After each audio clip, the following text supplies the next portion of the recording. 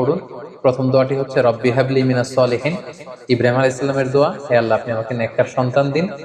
দ্বিতীয়টি হচ্ছে জাকারিয়া আলাইহিস সালামের দোয়া, রব্বি লা তাদারনি ফারদা ওয়া আনতা খায়রুল ওয়ারিসিন, হে আল্লাহ আপনি আমাকে নিঃসন্তান বানিয়ে রাখবেন না, আপনি তো উত্তম উত্তরাধিকারী দানকারী। তো যাদের সন্তান হয় না তাদেরকে আমরা বলবো যে আপনারা আশাহত হবেন না, নিরাশ হবেন না, আপনারা চেষ্টা চালিয়ে যান, আপনারা দোয়া করুন, প্রয়োজনে যথাযথ চিকিৎসা গ্রহণ করুন। আল্লাহ তাআলা চাইলে সব করতে পারেন। তিনি চাইলে ছেলে দিতে পারেন, তিনি চাইলে মেয়ে দান করে থাকেন, তিনি যাকে চান ছেলে মেয়ে দুইটাই দেন।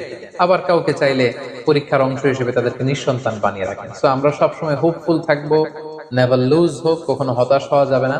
আমরা আল্লাহ তাআলার উপর সবসময় ভরসা রাখবো। 3 নাম্বার যে শিক্ষাটি আমরা পাই সেটা হচ্ছে ভালো কাজের, কল্যাণমূলক কাজের ধারাবাহিকতা অব্যাহত রাখার জন্য গুড সাকসেসর রেখে যাওয়া, ভালো উত্তরাধিকার রেখে যাওয়া। সাইয়েদনা ইব্রাহিম আলাইহিস সালাম যদি ইসহাক আলাইহিস সালামকে তাওহীদের